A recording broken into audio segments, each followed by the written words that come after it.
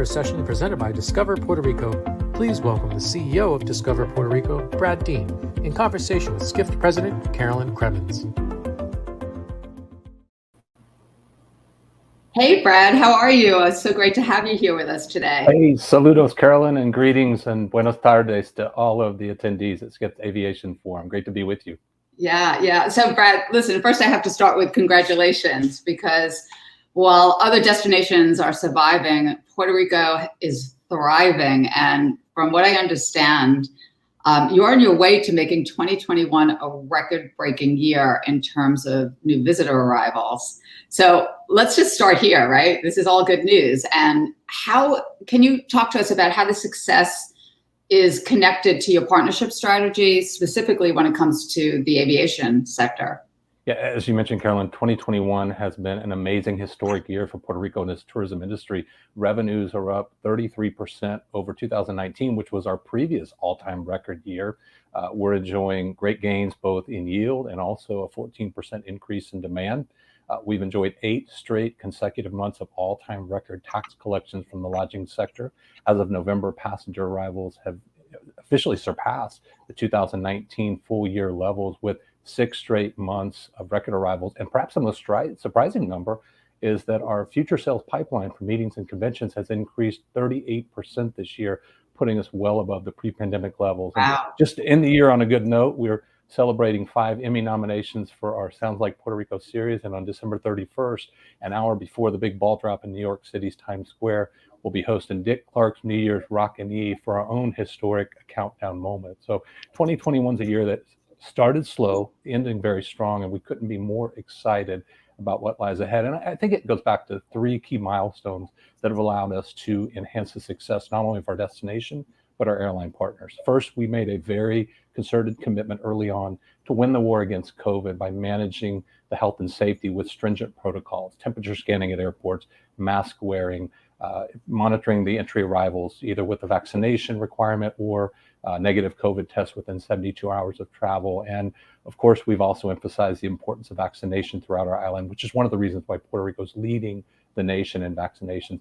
Secondly, we recognized early on that in this environment of disruption and change and uncertainty, there are fearless travels and there are fearful travelers. Mm-hmm. And so we have to earn the confidence and trust of those fearful travelers by ensuring that we've got their back covered. We can provide the health and safety that they need so they can enjoy the travel. And as a destination marketer, it's just not realistic to expect airlines to have to manage that all on their own.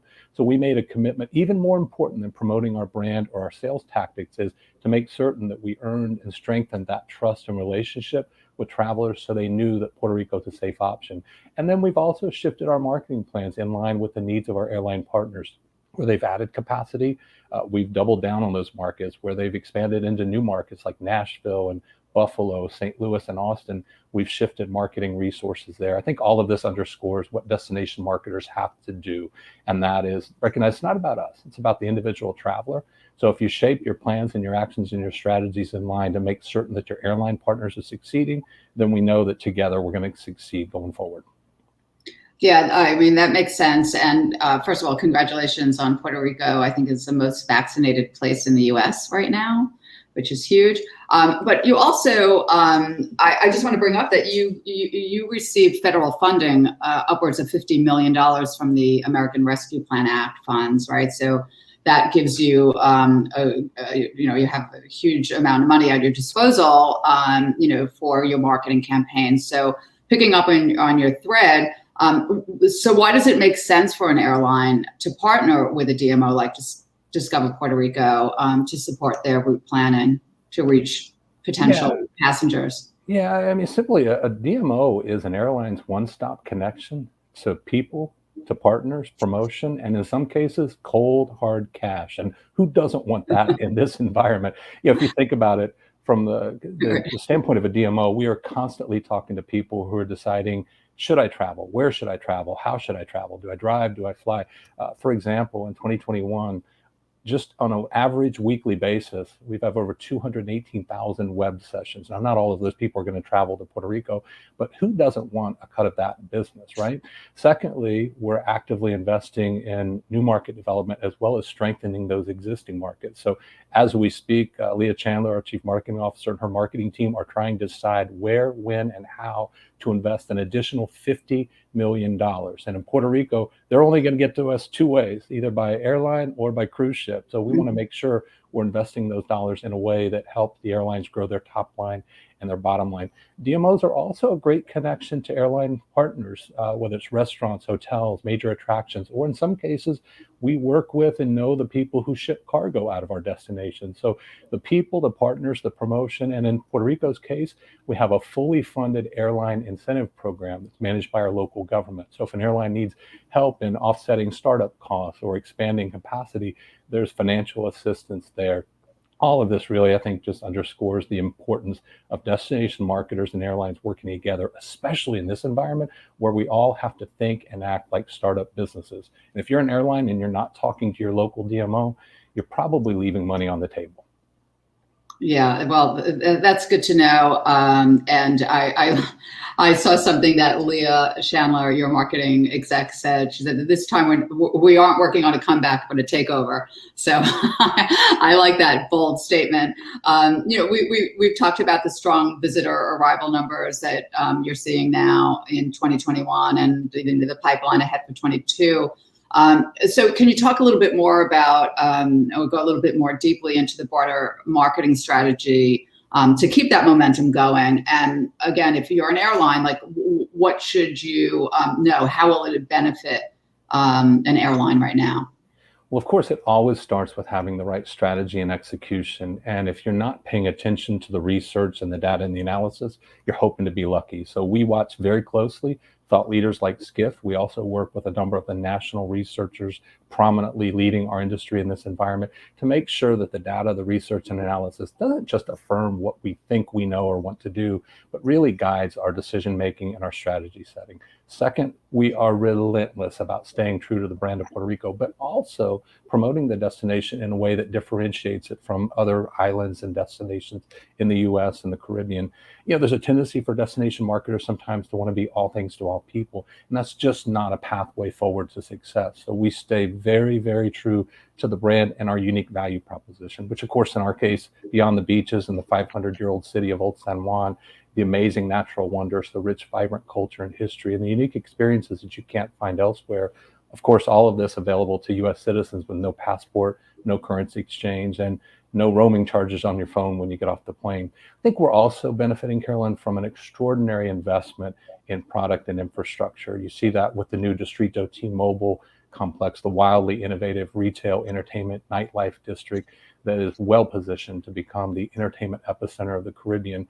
Add to that refurbished, renewed, rebuilt, and in some cases brand new hotels, heavy investments in our convention center and our airport. And we're just getting started. The federal government has just recently launched 10,000 projects island-wide for a total of over $31 billion of infrastructure improvements.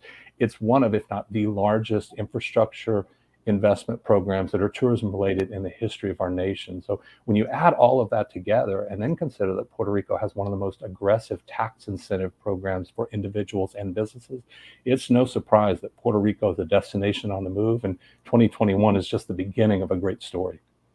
Yeah, wow, there's so much that you're doing there, which is fantastic. Real quick before we have to get off, but we've been reporting on all these different shifts that have happened during the pandemic, and obviously there's the rise in leisure travel and the growth in remote work. But very quickly, how do you think that these trends position the island to further capitalize on tourism in general, and specifically as it impacts air demand? Yeah, I think the pandemic is leading to winners and losers in destination marketing. And the key to winning is making certain that you're nimble, agile, and responsive to these emerging trends. So, for example, recent travel trends indicate that global travelers are very interested, more so than ever before, in eco-conscious options. And we see the island well positioned for that, with a spectacular cuisine that really led to a renaissance in all things farm to table, as well to a variety of green lodging options.